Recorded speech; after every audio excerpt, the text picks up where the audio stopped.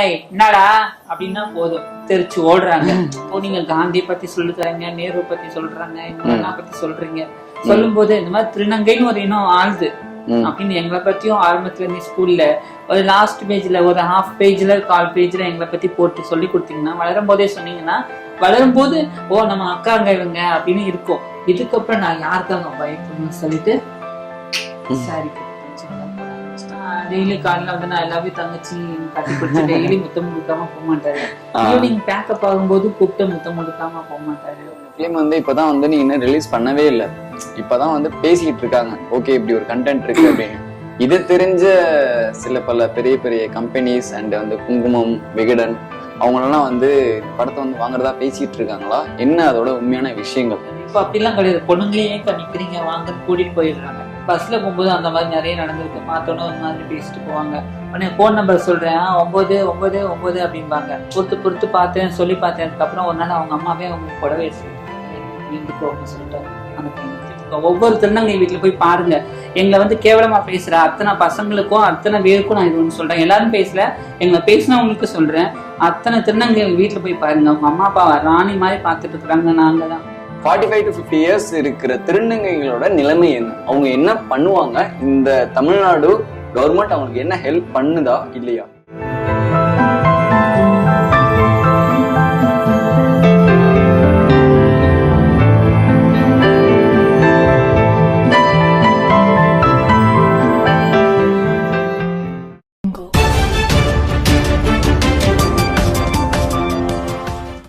This is Q7 TV News and with me Karthik. இன்னைக்கு நம்ம வந்து ஃப்ராங்கா பேசுறோம்ல, யாரை வந்து நம்ம இன்டர்வியூ எடுக்க வந்திருக்கோம் அப்படின்னு சொல்லி பார்த்தீங்கன்னா, அவங்கள பத்தி சொல்றதுக்கு முன்னாடி அவங்களுக்கு ஒரு ஜஸ்ட் ஒரு இன்ட்ரோடக்ஷன் கொடுக்கணும் அப்படின்னு நினைக்கிறேன். இப்போ தமிழ் இண்டஸ்ட்ரியில ஒரு படம் ரிலீஸ் ஆகிறதுக்கு முன்னாடி அந்த படம் அவார்டு வாங்குது அப்படின்னா அந்த படம் கண்டிப்பா வந்து டைரக்டர் பாலா அவர்களுடைய படமா தான் இருக்கும். பட் ஆனா இன்னைக்கு நம்ம இன்டர்வியூ யார் எடுக்க போறோம் அப்படின்னா, சின்ன திரை, அதாவது ஷார்ட் ஃபிலிம் இருக்கு இல்லையா, ஷார்ட் ஃபிலிம்னு ஒரு படம் ரிலீஸ் ஆகிறதுக்கு முன்னாடி நிறைய அவார்டு வாங்கிட்டாங்க. அது மட்டும் இல்லாம ஆனந்த விகடன் அண்ட் குங்குமம் இந்த படத்தை வந்து நீ வாங்குறியா நான் வாங்குறியான்ற அளவுக்கு ஒரு போட்டி போட்டு இந்த படம் போயிட்டு இருக்கு. இந்த படத்துல அப்படி என்னப்பா ஒரு முக்கியமான விஷயம் அப்படின்னு சொல்லிட்டு நீங்க கேட்கலாம். அதாவது இதுவரைக்கும் நம்ம இந்தியாவில் நிறைய விஷயங்கள் நடந்துட்டு தான் இருக்கு. அதாவது எப்படி சொல்லணும் அப்படின்னா, வாடகை தாய் அப்படின்னு சொல்லி சொல்லுவாங்க இல்லையா, அதை வந்து நிறைய ஃபீமேல்ஸ் வந்து பண்ணிட்டு தான் இருக்காங்க. பட் ஆனா ஒரு திருநங்கைக்கு நடக்கிறது சாத்தியமா அப்படின்றது ஒரு கேள்விக்குறி தான். பட் ஆனா இந்த படத்துல அது சாத்தியம் அப்படின்னு சொல்லி பண்ணியிருக்காங்க. இன்னைக்கு நம்ம அந்த டீமை தான் வந்து இன்டர்வியூ எடுக்க வந்திருக்கோம். வாங்க. ஹாய். இங்க டீமுக்கு நீங்க வந்து இன்டர்வியூ கொடுக்கறதுக்காக வந்ததுக்காக ஒரு சின்ன ஒரு கிஃப்ட், அதை கொடுத்துட்டீங்கன்னா மறுபடியும் நான் அங்கேயே வச்சிருவேன். ஓகே. நான் உங்களோட ஜீவா பேசுறேன். இவர் என்னுடைய தம்பி, என்னோட சகோதரர் பிரவீன்குமார். ஓகே, நம்ம வந்து உங்க டீமை மீட் பண்ணதுல ரொம்ப சந்தோஷம் எனக்கு. உங்களை பத்தி சொல்லுங்க. என்னை பத்தி சொல்லணும்னா, என் பேர் ஜீவா. ஓகே, என்னென்ன விஷயங்கள் இப்போ வந்து கரண்ட்ல பண்ணிட்டு இருக்கீங்க? என்ன கரண்ட்ல? உங்களை வந்து நான் லாஸ்டா தர்மதுரை படத்துல பார்த்தேன், நல்லா பண்ணியிருந்தீங்க. இப்போ அதுக்கடுத்து இது அதாவது ஃபியூச்சர் பிளான்ஸ் ஏதாவது போயிட்டு இருக்கா? போயிட்டு இருக்கு. இப்போ வந்து ரொம்ப 4 பெரிய படங்கள் போயிட்டு இருக்கு. சொல்லக்கூடாது, நியூஸ் பேப்பர்ல வந்துருச்சு தான். அதெல்லாம் சர்ப்ரைஸ், நாங்க சொல்ல மாட்டோம். நீங்க போய் தியேட்டர்ல போய் பாருங்க. ஓகே. ஆமா, தியேட்டர்ல வரும்போது போய் பாருங்க. இப்போ வந்து திருத்தாய் அவனை பண்ணியிருக்கேன். ஓகே. இப்போ பிகின் ரூட்ஸ்ல இருந்து ஒரு ப்ரொடியூஸ் பண்ணிருக்காங்க, ஒரு டெலிஃபிலிம் லீடா பண்ணிட்டு இருக்கேன். அது இல்லாம சீரியல் பண்ணிட்டு இருக்கேன். அவ்வளவுதான். அப்படியே ஜாலியா போயிட்டு இருக்கு, ஸ்மூத்தா போயிட்டு இருக்கு ப்ரோ. சூப்பராவே போயிட்டு இருக்கு. நீங்க சொல்லுங்க ப்ரோ, திருத்தாய் அவளே இந்த படத்துல வந்து ஒரு முக்கியமான ஒரு கண்டென்ட் இருக்கு. இந்த கண்டென்ட் உங்களுக்கு எப்படி தோணுச்சு? தனியா இது ரூம் போட்டு எது யோசிச்சிங்களா, இல்ல ஏதாவது கடல்ல அப்படியே இந்த பீச்ல நடந்து போகும்போது யோசிச்சிங்களா? ஆக்சுவலாக ஒரு ரொம்ப நாள் ஐடியா திருநங்கைகளுக்கு ஒரு ஷார்ட் ஃபிலிம் எடுக்கணும்னு. ஓகே.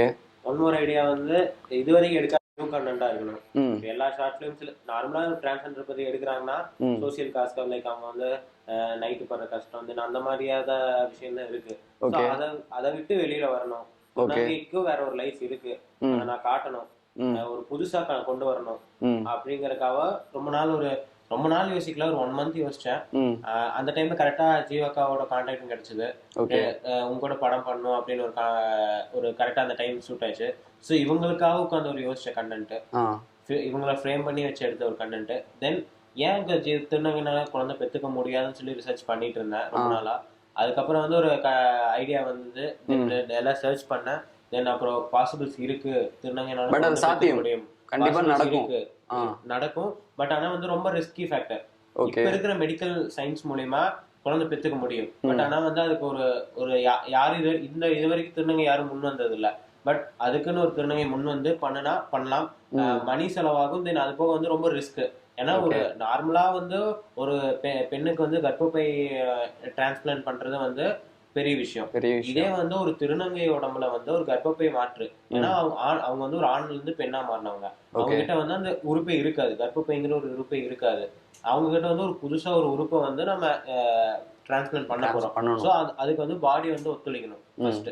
அது ஒத்துழைச்சதுக்கு அப்புறம் வந்து கர்ப்பப்பை வந்து 1 year வந்து செட் ஆகணும். 1 year வந்து ஃபுல்லா பாடி ஃபுல்லா அவங்களோட பாடி நேச்சர் தென் வந்து நேச்சுரல் எல்லாமே செட் ஆனதுக்கு அப்புறம் தான் வந்து செக் பண்ணி பார்க்கணும். அதுல வந்து கர்ப்பப்பை வந்து எல்லாமே நார்மலா ஒரு குழந்தை சுமக்கிறதுக்கான எல்லா வழிகளும் இருக்கான்னு செக் பண்ணி பார்த்துட்டு தென் அதுக்கப்புறம் வந்து எல்லாமே பாசிபிள்னா நம்ம வந்து இந்த வாடகத்தாய்ங்கிறது நான் கொண்டு வந்த ஐடியா.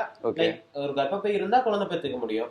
ஸோ நான் வந்து அவங்களால வந்து யாரும் அந்த உடல் உறவு ஈடுபாட்டு இருக்க மாட்டாங்க. ஸோ அதுக்கு பதிலாக அவங்களுக்குள்ள தாய்மை ஃபீல் கொண்டு வரக்காக வாடகத்தாய்ங்கிற ஒரு மெத்தடை வந்து நான் கொண்டு வந்தேன். இந்த ஃபிலிம் பார்க்கும்போது நீங்க பார்த்துட்டேன் நான். பட் ஆனால் அதை பார்க்கும்போது எனக்கு ஒரு சில விஷயங்கள்லாம் டக்குன்னு கண் கலங்கிடுச்சு. ஏன் அப்படின்னா இப்போ இந்த ஜென்ரேஷன்ல நம்ம சென்னையிலே எடுத்துக்கிட்டோம் அப்படின்னா நிறைய விஷயங்கள் வந்து திருநங்கைகள் வந்து பண்ண முடியாத விஷயங்கள் வந்து நிறைய இருக்கு. அது நம்ம கண்ணுக்கு நேராக இருக்கும். நின்று பேசுறது கூட வந்து யோசிப்பாங்க. ஸோ இப்போ வந்து எந்த ஒரு இடத்துல வந்து ஒரு கெட்ட விஷயம் நடக்குது அப்படின்னா அந்த இடத்துல திருநங்கை இருந்தா காரணம் அவங்களா தான் இருக்கும் அப்படின்ற ஒரு கம்ப்ளைண்ட்ஸ் வந்து எல்லார் மனசுலயுமே இருக்கும். இவங்க ஒரு வேலை பண்ணியிருப்பாங்களோ அப்படின்னு. ஸோ அந்த விஷயம் நான் வந்து இந்த படத்துல நான் வந்து பார்த்தேன். ரொம்ப டச்சா ஒரு எப்படி சொல்றது, ரொம்ப மனசுக்கு வந்து ரொம்ப கஷ்டமா இருந்தது. சரி இவ்வளோ ஒரு கஷ்டம் இருக்கா அப்படின்னு. அப்போ நீங்க வந்து எப்படி நீங்க ஃபீல் பண்ணிருப்பீங்க அந்த இடத்துல? நிறைய இடத்துல நான் அனுபவிச்சதுதான். அதனால எனக்கு அது ரொம்ப பெருசா தெரியல. நிறைய இடங்கள்ல நிறைய பார்த்தாச்சு, நிறைய பார்த்தாச்சு. பட் அது அவங்க அந்த கதையில கொண்டு வரும்போது முதல்ல எனக்கு பண்ணணுமா அப்படின்னு யோசிச்சேன். நடக்கிறது தானே, நிறைய இடத்துல நடந்திருக்கு தானே. இப்ப ஒரு குழந்தைய யாராவது கொஞ்ச நாள் முன்னாடி பேப்பர்ல வந்திருந்தது, ஒரு திருநங்கைகள் வந்து ஏதோ ஒரு ஊர்ல போயிட்டு குழந்தைங்க கிட்ட பேசிட்டு இருக்கும்போது குழந்தை கடத்த வந்தாங்கன்னு சொல்லிட்டு 4-5 பேர் சேர்ந்து அவங்க அடிச்சு துன்புறுத்தி இது பண்ணியிருந்தாங்க. ஸோ நடந்ததுதான். அது எனக்கு கஷ்டமா இருந்தது. ஓகே பண்ணலாம் அவங்க சொல்லும் போது எனக்கு அந்த ஃபீல் வந்துருச்சு. ஸோ அதோட வந்து எனக்கு வந்து இந்த ஃபிலிம் ஓகே. நான் இந்த ஃபிலிம் பத்தி நிறைய கொஸ்டின்ஸ் கேட்கணும். உங்ககிட்ட ஒரு பர்சனலான ஒரு விஷயம் கேட்கணும். எடுக்கிற படம் எல்லாமே அவார்டு வாங்கிட்டு தான் அது எப்படி அது? அதாவது இதுக்கு முன்னாடி வந்த படம் வந்து எனக்கு என்ன பிறந்தவனே, அது வந்து சரியான ஒரு ஃபிலிம். மில்லியன் பேர் பார்த்துருக்காங்க. அது கண்டிப்பா நமக்கு ஒரு ஹஸ்பண்ட் வரணும் அப்படின்னா இப்படி ஒரு ஹஸ்பண்ட் வரணும் அப்படின்னு நினைக்கக்கூடிய, எப்படி இப்படிலாம் யோசிக்கிறீங்க? எனக்கு அதான் தெரிய மாட்டேங்குது. யோசிக்கலாம். எனக்குள்ள ஒரு தாட் இருந்துச்சு. எப்பயுமே வந்து நம்ம தனியா தெரியணும், நம்ம கண்டென்ட் வந்து தனியா பார்க்கணும். படம் பிடிக்கலோ பிடிக்கலையோ நம்ம இந்த மாதிரி படம் பண்ணோம், அது வந்து டிஃப்ரெண்டா இருக்கணும். மேக்ஸிமம் ஷார்ட் ஃபிலிம்ஸ் எல்லாம் பாத்தீங்கன்னா ஒண்ணு லவ் அந்த மாதிரி இருக்கு, இல்லாட்டி கரண்ட் சோசியல் மீடியால என்ன நடக்குது, ஏதாச்சும் மீடியால நடக்கிற ப்ராப்ளம் வந்து அதே கண்டென்ட்டை கொண்டு வந்து அந்த மாதிரி கொண்டு போனா அது அவங்களுக்குள்ள இருக்கு. அவங்களும் நானும் ஒரே ஃப்ரேம்ல வந்துடக்கூடாது. ஷார்ட் ஃபிலிம் டைரக்டர்ஸ் எல்லாம் ஒரே ஃப்ரேம்ல வந்துடக்கூடாது. நான் ஒரு யூனிக்கா தெரியணுங்கிறக்காக வந்து நான் சும்மா யூனிக்கான கண்டென்ட்டை சூஸ் பண்ணிட்டு இருக்கேன். உங்களுக்கு என்ன ஒரு எய்ம்? உங்களோட எய்ம் என்ன? எல்லாத்துக்கும் இருக்கிற எய்ம் தான். இப்ப ஷார்ட் ஃபிலிம் பண்றேன்னா ஒரு டைரக்டர் ஆகணும், அதான் எய்ம். அது எப்ப சாத்தியமாக போகுது? சீக்கிரமா நடக்கும். அது நான் சொல்றேன். இவர் முதல் படம் பார்த்துட்டு தான் நான் ரொம்ப இம்ப்ரெஸ் ஆயிட்டு, இன்னும் யாரு டைரக்டர்னு தெரியாது, நான் ஃபேஸ்புக்ல ஷேர் பண்ணேன். அப்புறமா தான் இவங்க எனக்கு மெசேஜ் பண்ணாங்க. அதுக்கப்புறமா தான் பேசினேன். எனக்கு பார்த்துட்டு ஒரு 10-15 நாள் ஒரு தாக்கம் கண்டிப்பா உங்க படம் பண்ணணும் அப்படின்ட்டு. படம் பண்ணணும் இருந்தது. இப்படி ஒரு ஹஸ்பண்ட் நமக்கு கிடைக்க மாட்டாரான்னு ஒரு ஃபீல் வந்து. ஏன்னா ஒரு டைரக்டர் மனசுல வச்சாதான் அது கரெக்டான அவுட்புட் வெளியில கொண்டு வர முடியும். அது வந்து கண்டிப்பா டைரக்டர் கையில தான் இருக்கு. ஸோ உங்களுடைய மைண்ட் அப்படி இருக்கு அப்படின்னா உங்களுடைய ஃபியூச்சர் நல்லா இருக்கும். கண்டிப்பா என்னுடைய வாழ்த்துக்கள். கண்டிப்பா நீங்க நிறைய பண்ணணும். இல்ல அடுத்த வருஷம் கண்டிப்பா டைரக்டரா இங்க உட்காந்து இன்டர்வியூ கொடுப்பாரு. அப்ப நீங்க வந்து பிரவீன் சார் அப்படின்னு சொல்லிட்டு அப்பயும் நான் பிரவீன் தான் சொல்லுவேன். நானு இப்ப இருக்கிற பிரவீன் தான். என்ன ப்ரோ அப்படி சொன்ன ப்ரோ? ஓகே, அடுத்த வருஷம் நம்ம ஒண்ணா உட்காருவோம். ஒரு பெரிய டீமா, பெரிய டீம். அது வந்து நம்ம பெரிய திரையில கண்டிப்பா பார்க்கலாம். அதுதான் நிச்சயமாக. ஓகேக்கா, இப்போ வந்து நீங்க அந்த படம் பண்ணிருக்கீங்க. அதாவது இந்த படத்துல ஒரு முக்கியமான ஒரு விஷயம் என்னன்னா திருநங்கைகளுக்கு வந்து குழந்தை பிறக்கிற ஒரு விஷயம் தான். இதை வந்து நீங்க அந்த ரிஸ்க் எடுத்திருக்கீங்க. ஓகேவா?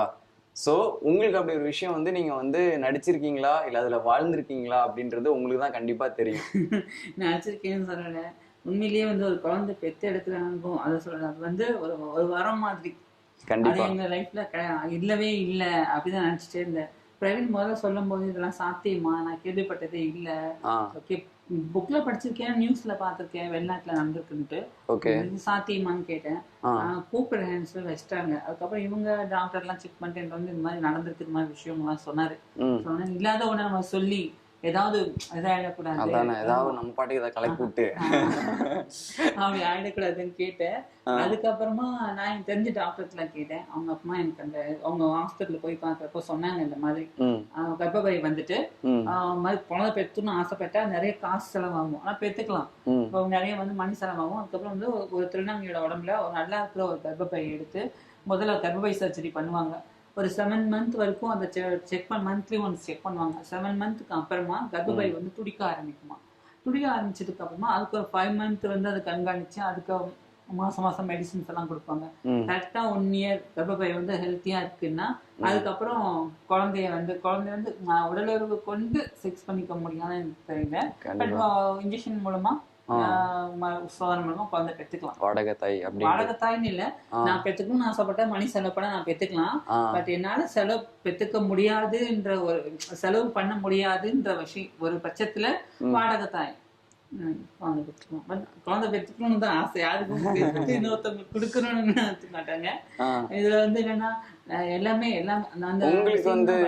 உங்களுக்கு வந்து அந்த ஆசைகள் இருக்கா? ஏன் இருக்காது?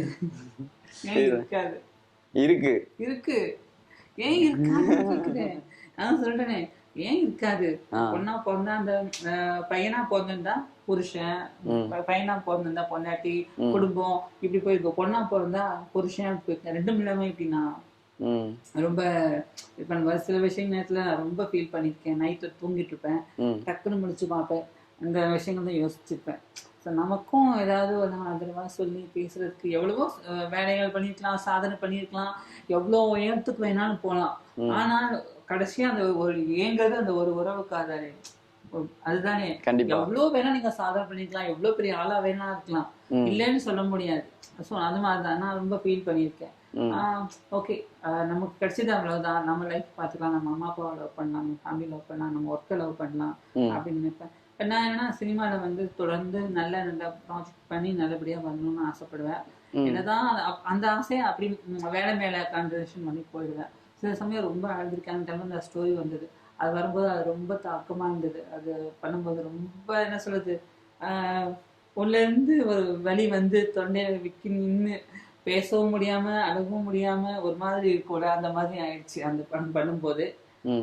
நான் பண்ணியிருக்கேன், என்னோட பெஸ்ட்டு கொடுத்துருக்கேன்றத விட நான் அப்படியே நான் எப்படி நேச்சுரலாக அந்த ஒரு விஷயம் நடந்தா அப்படி இருக்கணும் அப்படிதான் இருந்தேன். அதுக்காக நிறைய சாப்பிட்டு ஒரு 10-15 நாள் வயிறு போட்டேன் தெரியணுன்றதுக்காக. கண்டிப்பா உங்களுடைய கஷ்டங்களுக்கு வந்து எவ்வளோக்கு எவ்வளோ நம்ம கஷ்டப்படுறோமோ அதுக்கு அவ்வளோக்கு எவ்வளோ பின்னாடி ஒரு பெரிய ஒரு லைஃப் இருக்குன்னு அர்த்தம். இல்லை நீங்கள் 10 வருஷமா நீங்கள் வந்து மேக்கப் ஆர்டிஸ்டாக இருக்கீங்கல்ல, ஸோ அதோடைய அனுபவங்கள் ஏதாவது? நான் 14 வயசுல ட்ராயர் போட்டு டிஷர்ட் போட்டு சட்டை போட்டு உள்ள வந்தேன். 14 வயசுல டச்சப் மெட்டிவலி உமான்னு ஒரு அக்கா கிட்ட, ஸ்ரீலேகா பார்த்தசாரன்னு ஒரு அம்மா இருக்காங்க, சீரியல்ல நடிச்சிட்டு இருக்காங்க. அவங்க தான் என்ன அவங்க கிட்ட இன்வெஸ்ட் பண்ணி விட்டது, ஜாயின் பண்ணி விட்டது. அவங்க கிட்ட ஒர்க் பண்ணிட்டே இருந்தேன். அப்புறம் சபர்னான்னு ஒரு அக்கா இறந்துட்டாங்க, சோனா. எனக்கு அவங்க தான் ரொம்ப ரொம்ப பிடிக்கும். அவங்க கிட்ட கண்டினியூஸ்டா 2 years ஒர்க் பண்ணேன். எனக்கு என் கூட பிறந்த அக்கா மாதிரி என்ன பாத்துக்கிட்டாங்க. அவங்க கிட்ட போயிட்டு இருக்கும்போது சிலமாட்டம் ஹீரோயின்ட்ட ஒர்க் பண்றதுக்கு ஒரு வாய்ப்பு வந்தது. அப்புறம் அவங்க கிட்ட போனேன்.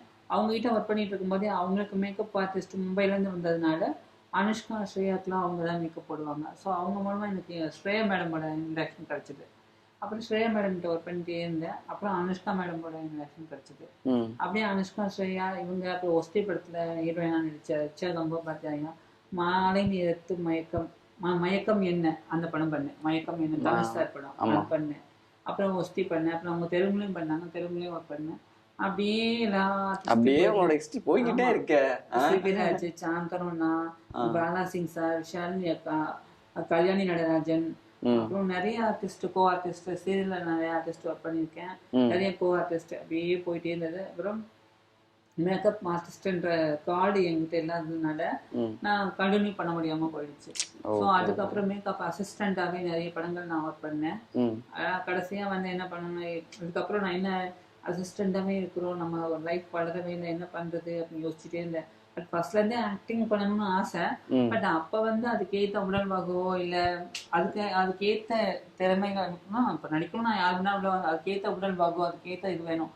அப்ப என்கிட்ட கிடையாது. ஸோ இப்ப நம்ம ட்ரை பண்ணி பார்க்கலாமே நினைச்சிட்டு நிறைய இடத்துலலாம் ஸ்ரேயா மேடம் கால் பண்ணி நாளைக்கு நான் சென்னை வரேன் அப்படின்னாங்க. வந்துட்டு நாங்க ஏர்போர்ட் போயிருந்தேன். அவங்க நேரம் பாலாசர் ஆஃபீஸ் போச்சு காரு. நான் பாலாசர் ஆஃபீஸ் உள்ள போனேன். அப்போ இவங்க தான் ஃபர்ஸ்ட் தாவரப்பட்டியில் ஹீரோயினா பண்றது அந்த மேடம். உள்ள போய் மேக்கப்லாம் முடிச்சுட்டு சார் வந்து பாடுறாரு. அப்பதான் அவங்கள பார்த்துட்டு உனக்கு ஒரு கேரக்டர் இருக்குன்னு சொன்னாங்க. அப்போ சந்தோஷப்பட்டேன். அதுக்கப்புறமா மேடம் அதில் நடிக்கல. ஒரு ஆயிடுச்சு. திரும்ப 1 இயருக்கு அப்புறம் மறுபடியும் உங்க கம்பெனிலேருந்து கால் பண்ணி ஒரு கேரக்டருக்கு பண்ணுங்க நாங்க தாரத்தப்படி பண்ணேன். அதுக்கப்புறம் அதுல இருந்து கொஞ்சம் பேர் பழக்கமானாங்க. அதுக்கப்புறம் வெயிட் பண்ணிட்டே இருந்தேன். தாரத்தப்பட்டை போயிட்டு பட் என்னோட படம் என்னோட சீன்ஸ் படத்துல அந்த அளவுக்கு பெருசா இல்லை. ரொம்ப கஷ்டமா இருந்தது. அந்த டைம்ல தான் தர்மதுரை எனக்கு வந்தது. அதில் வந்து விஷாலினி அக்காவுக்கு அசிஸ்டண்டா போனேன். விஷாலினி அக்காவுக்கு நானும் அவங்க போய் ஸ்பாட்ல இறங்கினோடனே சீனு ராமசாமி அண்ணா வந்து கேமராமேன் சுகுமார் அண்ணா தான் அவரும் அவங்க 2 பேரும் சீனராம உட்காந்துருந்தாங்க. லஞ்ச் டைம் போய் நின்னேன்.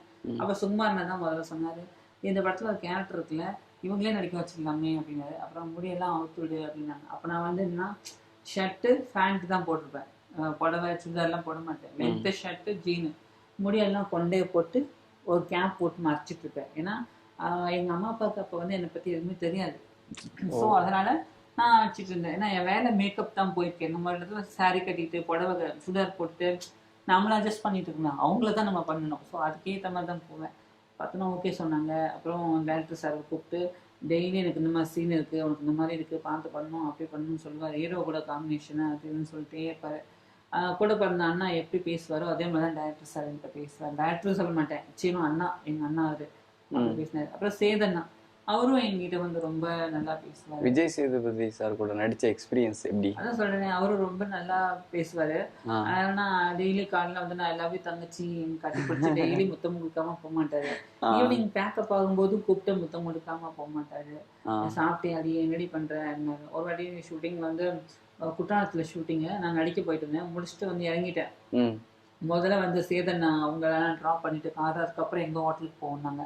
அங்கேருந்து எங்கள் ஹோட்டலுக்கு போகிறதுக்கும் 5-6 கிலோமீட்டர் இருக்கும். உட்காந்துட்டே இருந்தேன். அப்போ என்னடி இங்கே உட்காந்துருக்கேன். இல்லைண்ணா வண்டி இல்லை, நாங்கள் போகணும், இங்கேயே தூங்கி எழுச்சி போயேன்டி.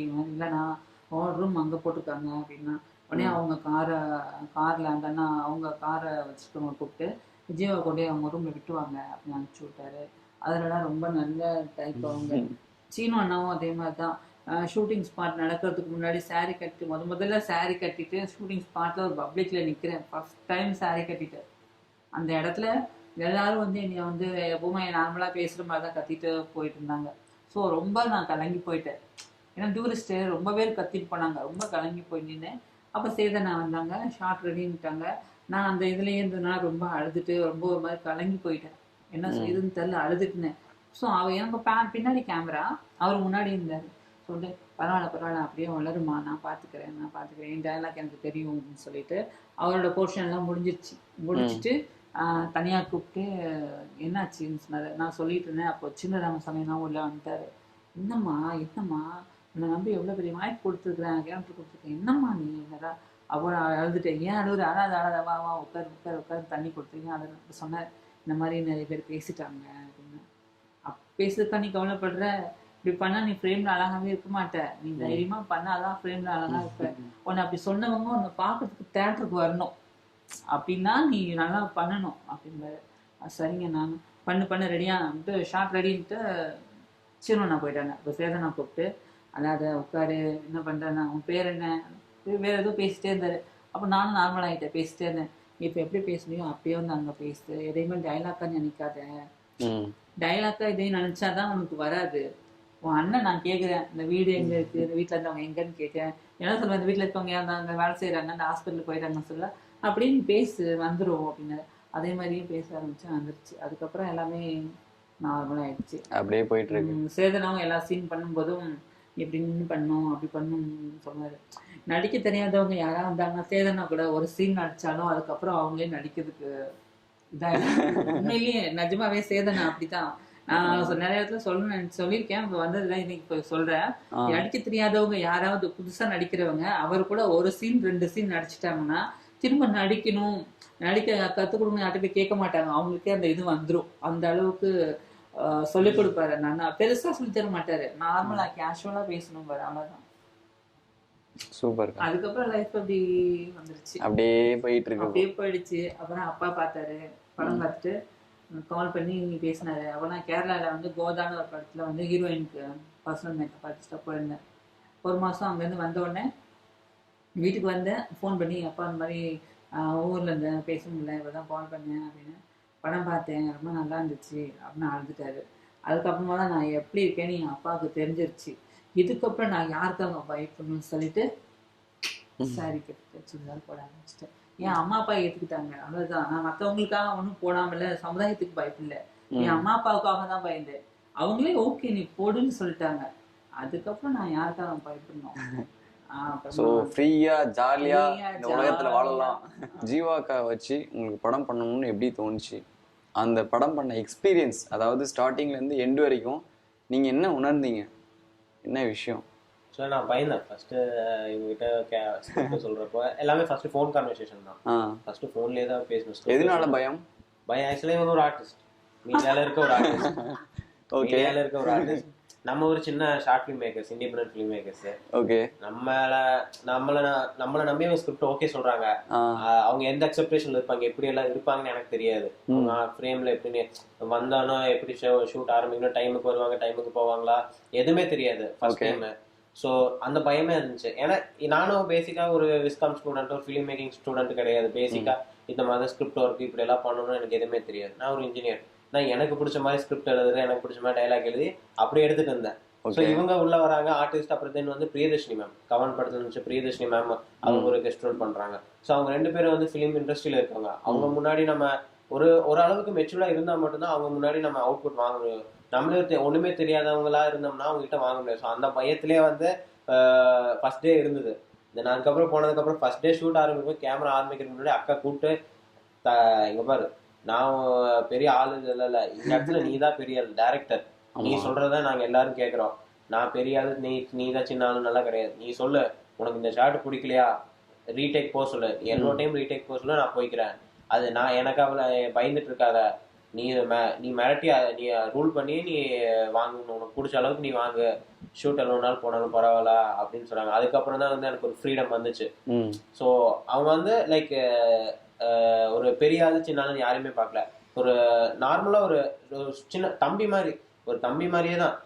நாங்க இவங்கெல்லாம் வந்து ஒரு லேடிஸ் சாப்பிட்றதுக்கு எல்லாம் போவாங்க. நாங்க வந்து பக்கத்து கடையில போய் சின்ன தள்ளுவண்டி கடையில சாப்பிட போனோம். ஆனா நானும் வரேன், என்ன இதுல இருக்கேன், நானும் அங்கிருந்து தான் வந்தவன், நான் அங்கிருந்து ஃபர்ஸ்ட் அங்க கஷ்டப்பட்டு தான் இவ்வளவு தூரம் இங்க வந்திருக்கேன், நான் ஒன்றும் சும்மா இல்ல, வா எல்லாம் ஒட்டுக்காவே போய் சாப்பிடலாம்னு சொல்லி ஒரு நார்மலா ஒரு ஃபேமிலியா தான் இருந்தோமே தவிர ஒரு இவங்க ஒரு பிலிம்ல இருந்து வந்தவங்க மாதிரி ஒரு படம் வந்து அப்படி இருந்தா தானே அவுட்புட் நல்லா வரும். ஆமா, ஒரு குவாலிட்டி, ஒரு கெமிஸ்ட்ரி நல்லா இருந்துச்சு எங்களுக்குள்ள. அதாவது ஒரு ஷார்ட் ஃபிலிம் ஸ்டார்ட் பண்ணும்போது திருநங்கை வச்சு படம் பண்ணா இது எப்படி செட் ஆகும்னு உங்களுக்கு தோணுச்சு? அவங்கலாம் எப்படி நடிப்பாங்க அப்படின்னு உங்களுக்கு ஏதாவது ஒரு ஃபீல் வந்திருக்கா? ஆக்சுவலா திருநங்கை படத்துல ஹீரோ ஹீரோயின் முக்கியத்துவம் கொடுக்குறோம். திருநங்கைக்கும் அந்த கேப்பபிள் இருக்கு, அவங்களாலே நடிக்க முடியும் அப்படின்னு. பட் ஆனா நிறைய ஷார்ட் பிலிம்ஸ் இல்ல நிறைய ஃபீச்சர் பிலிம்ஸ்லயே பாத்தீங்கன்னா ஒரு கெஸ்ட் ரோல் இல்ல ஒரு சப்போர்ட்டிங் ஒரு சின்ன ரோலுக்காக அவங்களை காமிச்சிட்டு போயிடுவாங்க. நான் ஒரு ஐடியா கொண்டு வந்தேன், ஒரு படம் ஷார்ட் பிலிம் ஃபுல்லா இவங்கள மட்டும் டிராவல் பண்ண ஷார்ட் பிலிம்ல வந்து இவங்க ஃபுல்லா நடிக்க முடியும், கேப்பபிள் இருக்கு. திருநங்கைனாலே வந்து ஒரு ஹீரோ ஹீரோயினுக்கு ஈக்குவலா நடிக்க முடியுங்கிறதுக்காக தான் இந்த ஷார்ட் பிலிம் ஃபுல்லா பாத்தீங்கன்னா இவங்க மட்டும்தான் டிராவல் ஆவாங்க, ஃபுல் லென்த் இவங்க மட்டும், வேற யாருமே இருக்க மாட்டாங்க. நம்ம வந்து நிறைய படங்கள்ல பார்த்திருப்போம், திருநங்கைகளுக்கு என்னென்ன கேரக்டர் கொடுப்பாங்க, அவங்களுக்கு இதுதான் செட் ஆகும் அப்படின்ற கேரக்டர் தான் கொடுத்துருப்பாங்க. எப்போதுமே பார்க்கக்கூடிய கேரக்டர் தான் கொடுத்துருப்பாங்க. பட் ஆனால் இந்த படத்துல வந்து இவங்க தான் ஹீரோ, இவங்க தான் ஹீரோயின், ரெண்டுமே இவங்க தான். ஸோ அந்த டைம்ல பார்க்கும்போது உங்களுக்கு செட் ஆகும்னு தோணுச்சா? நடிப்பாங்கன்னு ஒரு கான்ஃபிடென்ட் இருந்ததா? கான்ஃபிடென்ட் இருந்தனாலதான் நான் வந்து இவங்க வச்சு ஃப்ரேம் பண்ண அந்த ஸ்டோரியை.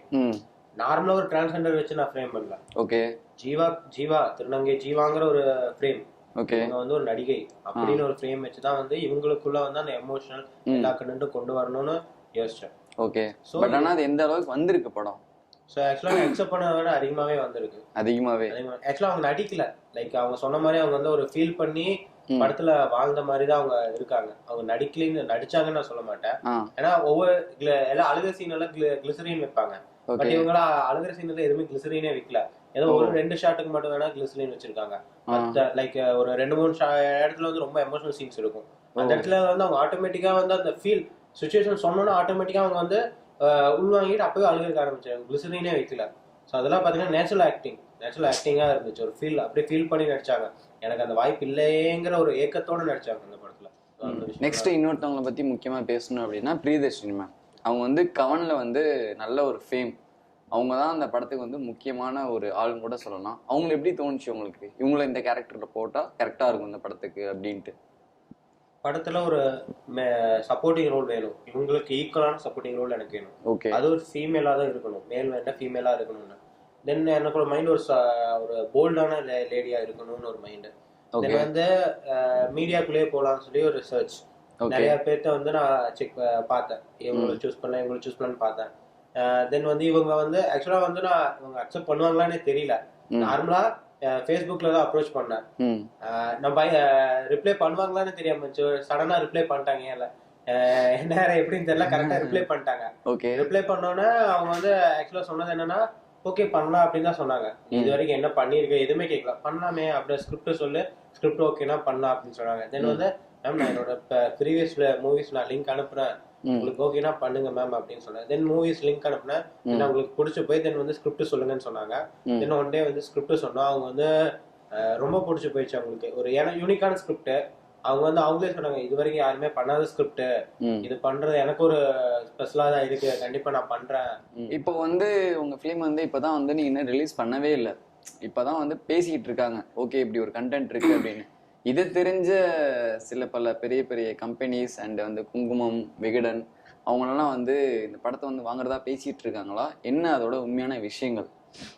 உண்மையான விஷயம்னா லைக் இந்த படம் வந்து ஃபர்ஸ்ட் டைம்ஸ் ஆஃப் இந்தியாவில் வந்து ஆர்டிகல் வந்துச்சு. ஆக்சுவலா அவங்க வந்து காம்படிஷனுக்கு வந்திருந்தாங்க. ஓகே. அங்க படத்தை பார்த்துட்டு அவங்க அவார்டு வாங்கினது பார்த்துட்டு ஆக்சுவலா வந்து நாங்க Madurai transgender film festival in South இந்தியால ஃபர்ஸ்ட் டைம் நடத்திருந்தாங்க.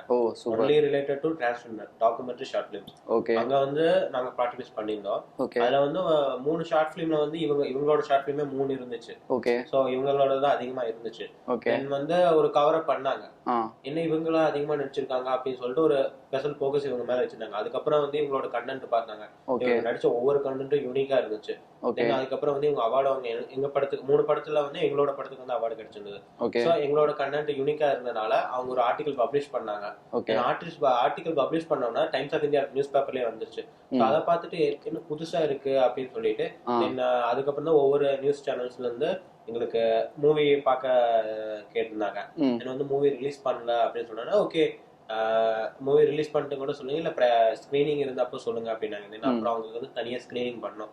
லைக் என்னன்னா இது விகடன், தினமணி, அப்புறம் இப்ப லேட்டஸ்டா வந்து குங்குமம் தோழி, இந்த 3லயும் வந்து நாங்க ஸ்கிரீனிங் தனியா அவங்களுக்கு பண்ணோம். எப்போ ரிலீஸ் பண்றதா உங்களுடைய பிளான்?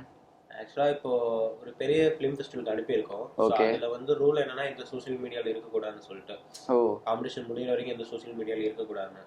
ஸோ அது முடிஞ்சதுக்கு அப்புறம் ரிலீசிங் பிளான். பட் அதுக்கு முன்னாடி வந்து ஸ்கிரீனிங் பண்ணலான்ட்டு ஐடியால இருக்கு. மேபி ஜான் ஸ்டார்டிங் இல்ல டிசம்பர் எண்ட்ல வந்து ஸ்கிரீனிங் பண்ணலான்ட்டு. ஸோ இப்போ வந்து சோசியல் மீடியால திருநங்கை அப்படின்னு சொல்லி சொன்னாலே ஒரு பார்வை இருக்கு. அது வந்து இப்போ கொஞ்சம் மாறி இருக்குன்னு கூட சொல்லலாம். முன்னாடிலாம் ரொம்ப இருந்தது. அது எதுக்காக அப்படி ஒதுக்கப்படுறாங்க? ஸோ அப்படி ஒதுக்கப்படும் போது உங்களுடைய கஷ்டங்கள் எப்படி இருந்தது? உங்களுடைய அனுபவம் ஷேர் பண்ணலாம். திருநங்கைனாலே வந்துட்டு என்ன சொல்றது, அது நாங்களாம் வந்து ஏத்துக்கிறது கிடையாது. கடவுளா எங்களுக்கு கொடுத்தது. அது யாருக்கும் இன்னும் புரிய மாட்டேங்குது. இப்ப கூட மியூசிக்ல ஒரு பையன் வந்து திருநங்கையா பண்ணா, காமெடி பண்ணான்னு சொல்லி பண்ணாங்க.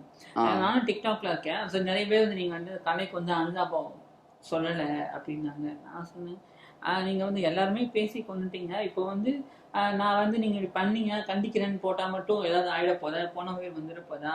ஸோ இதுக்கு என்ன காரணம்னா திருநங்கை அப்படின்னாலே அவங்கள பத்தின புரிதல்கள் யாருக்குமே புரிஞ்சுக்கிறது இல்லை, புரிதல் இல்லைன்னு தான் சொல்லுவேன். புரிஞ்சுக்கணும், அவங்க தெரியறது இல்லை.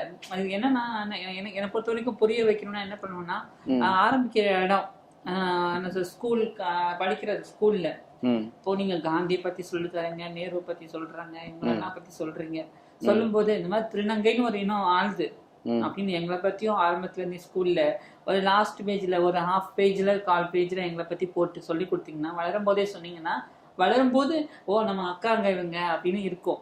நீங்க ஆரம்பத்துல இருந்தே திருநங்கை போறாங்கன்னா ஏன் அவங்க போறாங்கம்மா இப்படி போ அப்படின்ட்டு பழகிட்டாங்க. ஸோ வளர்ந்ததுக்கு அப்புறமும் அவங்களுக்குள்ள அந்த இதுதான் இருக்கும். பட் இப்ப இருக்கிற ஜென்ரேஷன்ல எல்லாருமே என்ன வந்து அக்கா அக்கா, எங்க கூட பிறந்தவங்க கூட என்ன அப்படி கூப்பிட்டுருப்பாங்களான்னு எனக்கு சத்தியமா தெரியாது. என் கூட பிறந்தவங்க என்ன அப்படி கூப்பிட்டுருப்பாங்களான்னு சத்தியமா தெரியாது. எல்லாருமே அக்கா அக்கா அக்கான்னு உட்காந்துருக்க பிரவீன் என்னோட பிறந்த நாளைக்கு முதல் முறையா கேக் வெட்டினேன் உங்க கூட.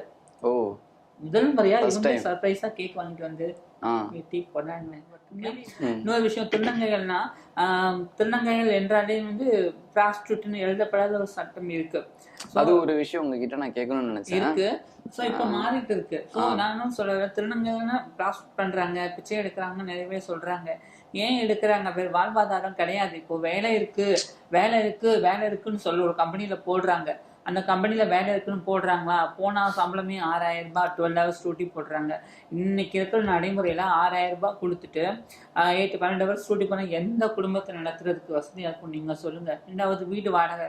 ஒரு வீட்டு வாடகை 4000 ரூபாய்னா நாங்க போய் கேட்டோம்னா 12000 ரூபாய் அந்த வீட்டு வாடகை. கரண்ட் பில் யூனிட்டுக்கு 15 ரூபாய். நான் வேற எங்கேயோ கேள்விப்பட்டது சொல்ல, என் லைஃப்ல நடந்ததை நான் இங்கே சொல்றேன். நான் வந்து எங்கேயோ கேள்விப்பட்டதை அப்படிலாம் நான் சொல்ல மாட்டேன். என் லைஃப்ல என்ன நடந்ததோ அதுதான் நான் இங்கே சொல்றேன். இந்த மாதிரி விஷயங்கள் நடந்திருக்கு. ரெண்டாவது வந்துட்டு ஒரு துணி கடைக்கு போறோம், ஏதோ வாங்குறோம், எங்களை பார்த்தோன்னே பார்ப்பாங்க 400 ரூபாய் 500 தான் இருக்கும். என்ன பார்த்தோன்னா 800 ரூபாய் 700 ரூபாய் கொடுத்து பொறுக்கவே மாட்டாங்க. வாங்கினா போ அப்படின்னு நிறைய பேர் சொல்லியிருக்கிறாங்க. இந்த மாதிரி விஷயங்கள் நடந்திருக்கு. ஒரு ஆட்டோல ஏறுங்க, அடாவடியா பேசுறாங்கன்னு சொல்லுவாங்க. அந்த அடாவடி பேசுறது வந்து நாங்க வந்து எங்களை பிடிக்கணும் அப்படின்னு காட்டிக்கிறதுக்கு இல்லை, நாங்க தைரியமா காட்டிக்கிறதுக்கு. ஏன் ஒரு பொண்ணு அம்மா அப்பா சகோதர சகோதரின்னு குடும்பத்தோட இருக்கிற ஒரு பொண்ணையே நுங்கமாக்கத்துல வெட்டி கொண்டுட்டு போனாங்க. அவங்களுக்கே பாதுகாப்பு கிடையாது. இப்ப நாங்க அம்மா அப்பா எல்லாத்தையும் விட்டுட்டு தனியா வந்து இங்க இருக்கிறோம்னா எங்களை பாதுகாத்துக்கிறதுக்கு எங்ககிட்ட ஒரு ஆயுதம் வேணும். அதுதான் எங்களோட கோபம். அந்த கடும் சொற்கள்னு சொல்றாங்க, அதுதான் எங்களை பாதுகாத்துக்கிற ஒரே ஆயுதம். இப்போ ஒரு இடத்துல நான் போயிட்டு இருக்கேன், ஒரு ஃபங்க்ஷன் நடந்துட்டு இருந்த இடத்துல முதல்ல நல்லா பேசிட்டு அதுக்கப்புறம் போக போக வந்து அங்க இங்க பிடிக்க ஆரம்பிச்சுட்டாங்க.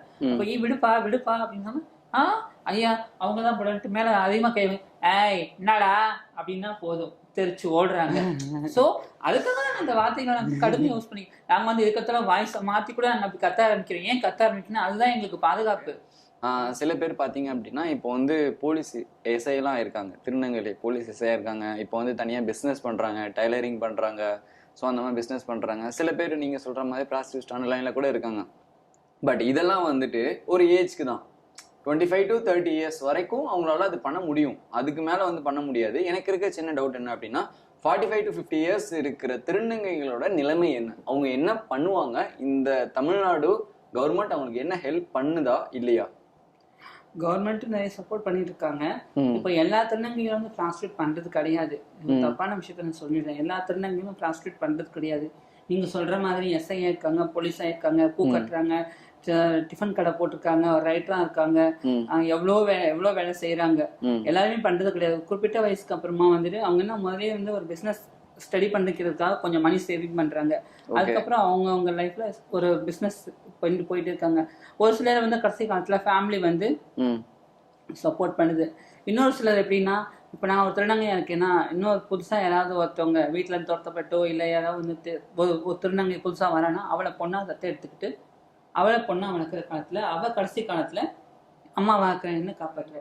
இங்க தமிழ்நாட்டில் இருக்கிற சரி திருநங்கைகளுக்கு பெத்த அம்மா அப்பா எங்களை தூக்கியே எரிஞ்சாலும் சரி அம்மா அப்பாங்களுக்கு ராஜா ராணி மாதிரி நாங்கள் வேலை வச்சுட்டு இருக்கிறோம். அவங்களுக்கு சாகிற வரைக்கும் சாப்பாடு எல்லாமே கொடுத்து அவங்களை சந்தோஷமா வச்சுட்டு இருக்கோம். ஒவ்வொரு திருநங்கை வீட்டில் போய் பாருங்க, எங்களை வந்து கேவலமா பேசுற அத்தனை பசங்களுக்கும் அத்தனை பேருக்கும் நான் இது ஒன்று சொல்றேன். எல்லாரும் பேசல, எங்களை பேசினவங்களுக்கு சொல்றேன். அத்தனை திருநங்கைகள் வீட்டில் போய் பாருங்க, அவங்க அம்மா அப்பாவை ராணி மாதிரி பார்த்துட்டு இருக்கிறாங்க. நாங்க தான். எனக்கு ஒரு விஷயம் என்னன்னா, இப்போ இருக்கிற திருநங்கைகள் வந்து நீங்க வந்து நல்லா ஒரு மெச்சூர்டா இருக்கீங்க, இதுதான் லைஃப், இப்படிதான் லைஃப் இருக்கும்னு சொல்லி உங்களுக்கு தெரிஞ்சிருச்சு. இப்போ வந்து 15 to 20 years அண்ட் 15 years 14 yearsலாம் வந்து திருநங்கையா வந்து அவங்க மாறணும்னு ஆசைப்படலை. காட் கிஃப்ட், கடவுளா பார்த்து அவங்க மாத்துறது. ஸோ அப்படி மாறும்போது பேரண்ட்ஸோட மைண்ட் செட் எப்படி இருக்குன்னா, அவமானங்கள், அவங்களுக்குன்னு ஒரு நேம் இருக்கு, அவங்களுக்குன்னு இருக்குன்னு சொல்லி ஒதுக்கப்படுறாங்க. ஸோ அப்படி இருக்கிற பேரண்ட்ஸ்க்கு நீங்க உங்களுடைய கஷ்டங்கள் இருக்கும், இப்போ இருக்கிற திடீர்னு வந்து யாராவது ஒருத்தவங்க திருநங்கையா மாறுறாங்க அப்படின்னா அவங்களோட பேரண்ட்ஸ்க்கு ஏதாவது விஷயங்கள் ஏதாவது சொல்லணும்னு உங்களுக்கு தோணிருக்கா? பேரண்ட்ஸ்க்கு இப்போ என்கிட்ட டேரக்டாக ஒரு விஷயம் வந்தது. ஒருத்தவங்க ஃபேஸ்புக்கில் தான் தொடர்பு கொண்டுட்டு இந்த மாதிரி நான் பையனாக இருக்கேன், 28 வயசாயிடுச்சு அவங்களுக்கு, 28 வயசாயிடுச்சு, பையனா இருக்கேன், ஆனா நான் வந்து அப்பையும் அழகா இருப்பான், பையனா இருக்கேன், ஆனா வந்து திருநங்கை நான் வெளில சொல்லுக்கு பயமா இருக்கு, என் அம்மா அப்பா கிட்ட சொல்ல பயமா இருக்கு, எனக்கு ரொம்ப மனசு கஷ்டமா இருக்கு, அதனால வந்து கல்யாணம் பண்ணணும் பொண்ணு பாக்குறேன்னு இருக்காங்க, என்ன பண்றதுன்னு என்கிட்ட கேட்டாங்க. அப்ப நான் என்ன சொன்னேன், நீ திருநங்கைன்னு உங்க அம்மா அப்பா கிட்ட ஓப்பனா சொல்லு, அவங்க வந்து எப்படியாவது கல்யாணம் பண்ணி வச்சா மாறிடுவான்னு கல்யாணத்தை பண்ணி வச்சுட்டாங்கன்னா உன் லைஃப் அப்படின்னு. அப்ப என்னால பேசுறதுக்கு பயமா இருக்கு, நீங்க எங்க அம்மா அப்பா கிட்ட பேசுறீங்களான்னு கேட்டாங்க. சரி ஒரு நாள் வாங்க நம்ம மீட் பண்ணுவோம் அப்படின்னு நான் சொன்னேன். அதுக்கப்புறம் அவங்க அம்மா அப்பாவை கூட்டிட்டு வந்தாங்க. இந்த மாதிரி பேசினேன், உங்க படத்துல பாத்திருக்கேன் அப்படின்னா சரிங்க அப்படின்னு. அப்புறமா சொன்னேன், உங்க பையன் வந்து வேற விஷயங்களா பேசிட்டு உங்க அம்மா கிட்ட முதல்ல சொன்னேன். உங்க அம்மா வந்து இல்ல இருக்கவே இருக்காது, ஏமா அப்படி சொல்ற, அப்படிலாம் இருக்காதுமா என் பிள்ளை அப்படின்னாங்க. அம்மா சொன்னேன், இல்லம்மா அவங்க பையன் இந்த மாதிரி தான், உங்க பையன் தான் இங்க சொன்னாங்க, இந்த மாதிரி இருக்கு விஷயம், அவனா மாறணும் ஆசைப்படுறது கிடையாது, உங்களோட கௌரவத்துக்காகவும் உங்களுக்கு ஒரே பையன்றதுக்காகவும் அவன் வந்து இது வரைக்கும் வெளியே சொல்லாம இப்படி இருந்துட்டா, அதனால நீங்க வந்து கல்யாணம் பண்ணி வைக்கணும்ன்ற அந்த இதை வந்து இது பண்ணி அவன் சொல்றான், சாகுற வரைக்கும் என் அம்மா அப்பா கௌரவத்தை காப்பாத்துறதுக்கு நான் எதுவும் பண்ண மாட்டேன், புடவை கட்ட மாட்டேன், செய்ய மாட்டேன், இதே கான்செப்ட்ல இப்படியே இருந்துக்கிறேன், வேணா என் அம்மா அப்பா கூட இருந்துக்கிறேன், அவங்க கிட்ட அதை சொல்லி புரிய வைங்க அப்படின்னு சொல்லிட்டான். அப்புறம் அவங்க அம்மா அப்பா கிட்ட சொன்னேன், ஏத்துக்கவே இல்லை. தொடர்ந்து ஒரு வாரம் பேசணும், இது மாத்திரை மருந்து இருக்கா, ஏதாவது ஹாஸ்பிட்டல்ல போனா மாத்துவாங்களா அப்படிலாம் கேட்டாங்க. அதுக்கான மாத்திரை மருந்து இருந்தானா நாங்களே இப்ப இருந்திருக்க மாட்டோம், கிடையாது, ஸோ கடவுள் எங்களுக்கு அமைச்சு கொடுத்துருந்தது அப்படின்னு சொன்னேன். பொறுத்து பார்த்தேன், சொல்லி பார்த்தேன். அதுக்கப்புறம் ஒரு நாள் அவங்க அம்மாவே அவங்களுக்கு புடவை எடுத்துக்கிட்டு கல்யாணம் இப்படி இருந்துக்கோ அப்படின்னு சொல்லிட்டாங்க அந்த பையனுக்கு. அவங்க அப்பாவும் ஏத்துக்கிட்டாங்க. இன்னைக்கு அவங்க பொண்ணா அவங்க அப்பா அம்மா வீட்டுல இருந்தே அவங்க அம்மா அப்பாவே அவனை கூட்டு போய் சர்ஜரி பண்ணி இன்னைக்கு முழுசா பொண்ணா மாதிரி அவங்க அம்மா கூட இருக்கா, அவங்க அப்பா கூட இருக்கா. இப்போ இருக்கிற ஜென்ரேஷனில் நம்ம சென்னைக்குள்ளேயே வச்சுக்கோங்களேன், சென்னைக்குள்ளேயே எனக்கு இந்தந்த விஷயங்கள் வந்து இப்போ இருக்கிற யங்ஸ்டர்ஸ் கிட்ட பிடிக்கல, வெளியே போனால் இது வந்து நடக்குது, அதை கொஞ்சம் அவாய்ட் பண்ணிக்கணும்னு நீங்கள் நினச்சிங்கன்னா எதை சொல்லுவீங்க? நான் வெளில போகும்போது தான் டோட்டலாக திருநங்கைகள் வந்து வெளியே போகும்போது யங்ஸ்டர்ஸ் கிட்ட வந்து நாங்கள் இந்தந்த கோவப்படுற மாதிரி நடந்துக்கிறாங்க, அது கொஞ்சம் அவாய்ட் பண்ணிக்கிட்டா நல்லா இருக்கும் அப்படின்ற ஒரு விஷயம் எது? எனக்கு அந்த மாதிரி எதுவுமே நடந்ததில்லை. ஃபர்ஸ்ட்ல நடந்திருக்கு, இப்போ எதுவுமே இந்த மாதிரி கிடையாது. முன்னாடி ஷேர் ஆட்டோல போறது அவாய்ட் பண்ணுவேன் ரொம்ப. ஷேர் ஆட்டோல போகும்போது உட்காந்துட்டு இருக்கும்போது எல்லாரும் மேல உட்காருங்க, ஒன்னா உட்காந்துருக்கும் போது அடியில கை விட்டு நோண்டுவாங்க, பின்னாடி முதுகுல கை வச்சு நோண்டுற பழக்கம் நடந்தது. அதனால நான் ஷேர் ஆட்டோல போறதையே சுத்தமா அவாய்ட் பண்ணிட்டேன். எனக்கு ஷேர் ஆட்டோல போறதுனா ரொம்ப பிடிக்கும், பட் நான் அதை அவாய்ட் பண்ணிட்டேன். பஸ்ல போகும்போது அந்த மாதிரி நிறைய நடந்திருக்கு. பார்த்தோன்னே ஒரு மாதிரி பேசிட்டு போவாங்க, உடனே ஃபோன் நம்பர் சொல்றேன், 999 அப்படிம்பாங்க. நான் 9ன்றது ஜஸ்ட் நம்பர், அது ஒன்றும் தப்பான வார்த்தையை நான் ஃபீல் பண்ணதில்லை இது வரைக்கும். ஸோ அதெல்லாம் நான் கோவப்பட மாட்டேன். ஸோ அவ்வளோதான். மற்றபடி பார்த்தீங்கன்னா பப்ளிக் பாத்ரூம் போகும்போது கொஞ்சம் இருந்தது, இப்போ அப்படிலாம் கிடையாது. பொண்ணுங்களே ஏன் நிற்கிறீங்க வாங்கன்னு கூட்டிகிட்டு போயிடுறாங்க. எங்களுக்கு அந்த மாதிரி தனியாக பாத்ரூம் வேணும்னா நான் கேட்கல. அவங்க நாட்டில் எவ்வளோ பிரச்சனை இருக்கும் போதெல்லாம் ஒரு பிரச்சனை கிடையாதுன்னு நான் நினைக்கிறேன். ரெண்டாவது கோயிலுக்கு போகும்போது ஐயருங்கெல்லாம் முதல்ல பார்த்தோன்னே அப்படிம்பாங்க. இப்போ அப்படிலாம் கிடையாது, என்னன்னா நல்லா பார்த்துக்கிறாங்க. இப்போ இந்த என்னன்னா எல்லாத்துக்கும் வரவேற்பு, தர்மத்துறை கொடுத்த வரவேற்பு. அதுக்கப்புறமா நிறைய ப்ராஜெக்ட் பண்ணேன், எல்லாருமே சொல்லுவாங்க, அக்கா உங்களை அதில் பார்த்தேன்னு பேசுறாங்க. முன்னாடி யாரெல்லாம் என்னாச்சு அப்படின்ட்டு போனாங்களோ இன்னைக்கு எல்லாரும் வந்து ஷெல்ஃபி எடுக்கலாமா, வாங்கக்கா அப்படிக்காலாம் பேசுனாங்க. ரொம்ப சந்தோஷமா இருக்கு. எல்லாமே காரணம் சீனண்ணா, அவர் என்னை வெளிச்சத்து கொண்டு வந்ததுனால தான் நடந்தது. அதுக்கு உதவி அங்கே விஷால் லேக்கா அவங்களுக்கு கூட அசிஸ்டண்டா போனதுனால தான் சீனண்ணா எனக்கு கிடைச்சாரு. அதனால எல்லாருக்கும் ஒரு நன்றியை சொல்லிக்கிறேன். மொத்தத்துக்கு மீடியா மக்களுக்கு நன்றி. அதுக்கப்புறம் எங்க திருத்தாய் அவளையில ஒர்க் பண்ண editor and music director and Kavi assistant directors எங்க கூட சப்போர்ட் பண்ண எல்லாருக்கும் பிரியதர்ஷினி மேம்க்கு ஒரு பெரிய நன்றி சொல்லிக்கிறேன். அதுக்கப்புறம் மாயா ஹாஸ்பிட்டல் அவங்களுக்கு ரொம்ப நன்றி சொல்லிக்கிறேன். ஏன்னா அவங்க எங்களுக்கு வந்து லொக்கேஷன் கொடுத்தாங்க, ரொம்ப நன்றி அவங்களுக்கு. அப்புறம் கேமரா அசிஸ்டன்ட், கேமரா கொடுத்தவங்க எல்லாருக்கும். என் தம்பிக்கு நான் நன்றி சொல்ல வேண்டியதே இல்லை, என் தம்பிக்கு நான் சொல்ல மாட்டேன், சொல்ல வேண்டியது இல்லை. ஓகே ப்ரோ, நீ இவ்வளோ சந்தோஷமான டைமிங்ல ரொம்ப சந்தோஷம், ஏன்னா உங்க மனசுக்கு தெரியுது, பார்த்தாலே தெரியுது. இந்த மாதிரி டைமிங்ல நீங்க யாருக்கு நன்றிகள் சொல்லணும்னு ஆசைப்படுறீங்க? நன்றிகள் மீன்ஸ் என்னோட டீம் தான். என்னோட ஃபுல் சப்போர்ட் பாத்தீங்கன்னா என் டீம் தான். Okay, cameraman Kavin eleven main support அவரு தான். என்னோட படத்தை வந்து நெக்ஸ்ட் லைக் நான் விஷுவல் பண்ண மாதிரியே, நான் மைண்ட்ல விஷுவல் பண்ணதை வந்து மூவில விஷுவல் பண்ணது அவரு தான். ஸோ அவருக்கு ஒரு பிக் தேங்க்ஸ். தென் வந்து editor Venkateshwar, and then music director. மெயினாக படத்தில் வந்து மியூசிக் வந்து ரொம்ப ஃபுல்லா மியூசிக் ஸ்கோர் முக்கியமான படம் விஷயம். பாக்குறப்பவே தெரியும். ஒரு சாங் ஒன்று இருக்கு, அந்த சாங்க்கு வந்து மியூசிக் சூப்பரா அவரே பாடியிருக்காரு. அவர் நிர்மல் பிரபாகர், பெங்களூர்ல இருந்து தான். அதுக்கப்புறம் வந்து லிரிக்ஸிஸ்ட் வந்து ஜெயக்குமார், அவர் என்னோட கம்பெனி கொலீக்கு. அவர் வந்து எனக்காக வந்து ஒரு லிரிக்ஸ் எழுதி கொடுத்தாரு படத்துல. தென் அதுக்கப்புறம் வந்து கேமரால வந்து அசிஸ்டன்ட் ஒர்க் பண்ணவங்க, அவங்களுக்கு ஒரு பிக் தேங்க்ஸ். தென் அதுக்கப்புறம் வந்து டிஐ பண்ண பார்த்திபன், அவருக்கு ஒரு தேங்க்ஸ். தென் எனக்கு அப்புறம் வந்து ஃபோட்டோ ஸ்டில்ஸ் எடுத்த ஆதவன், மூவி டைட்டில் டிசைன் பண்ண ஏழுமலை, அதுக்கப்புறம் வந்து அசிஸ்டன்ட் டைரக்டர்ஸ் லைக் விஷ்ணு, அதுக்கப்புறம் வந்து எனக்கு ஸ்கிரிப்டில் டிஸ்கஸ் பண்ணுறதுக்கு ஹெல்ப் பண்ண ராகம்பிகா, அருணி, மெடிக்கல் ரிலேட்டடாக வந்து தாகூர் மெடிக்கல் காலேஜ்லேருந்து ஹெல்ப் பண்ணாங்க அருணி, அவங்க ஃப்ரெண்ட்ஸு. தென் அதுக்கப்புறம் வந்து எனக்கு இந்த படம் வந்து நாங்கள் ஃப்ரெண்ட்ஸாக இண்டிவிஜுவலாக பண்ணோம். ஆக்சுவலாக நாங்கள் யாரும் வாங்குவாங்களான்னு ஒரு எக்ஸ்பெக்டேஷனே கிடையாது. தென் அதுக்கப்புறம் வந்து ஒரு லிங்க் கிடைச்சது, ஒருத்தங்க ப்ரொடியூசர்கிட்ட அப்ரோச் பண்ணுறதுக்கு. தென் அவங்ககிட்ட படம் முடிச்சுட்டு போய் காமிச்சோம். அவர் ரொம்ப இம்ப்ரெஸ் ஆகிட்டு இந்த படம் நான் வாங்கிக்கிறேன்னு சொல்லி ஸ்ரீ வைஷாலி மூவி மேக்கர்ஸ்ன்னு சொல்லி ஒருத்தர் ப்ரொடியூசர் குணசேகரன், அவர் வந்து இந்த படத்தை வாங்கியிருக்காரு. இப்போ இதை இப்போ தான் ஃபர்ஸ்ட்டாக ரிலீவ் பண்ணுறாரு. இது எடுக்கிறப்போ இண்டிபெண்டன்ட் ஃபிலிம் மேக்கராக தான் எடுத்தோம். இப்போ வந்து இந்த படம் வந்து அவர் வாங்கியிருக்காரு. அவர் என் பேனர் கூட போட வேண்டாம் நீங்கள் அப்படின்னு சொல்லியிருக்காரு. பட் ஆனால் அவர் பேனர் போடாமல் கண்டிப்பாக படம் ரிலீஸ் ஆகாது. அவரோட பேரோட தான் ரிலீஸ் பண்ணோம். மெயின் தேங்க்ஸ் அவருக்கு. குணசேகர் சார் ரொம்ப தேங்க்ஸ் சார். தென் என் கூட ஒர்க் பண்ண என் ஃப்ரெண்ட்ஸ் எல்லாத்துக்குமே ரொம்ப ரொம்ப தேங்க்ஸ். நன்றிகள். Super. Subscribe to Q7 News.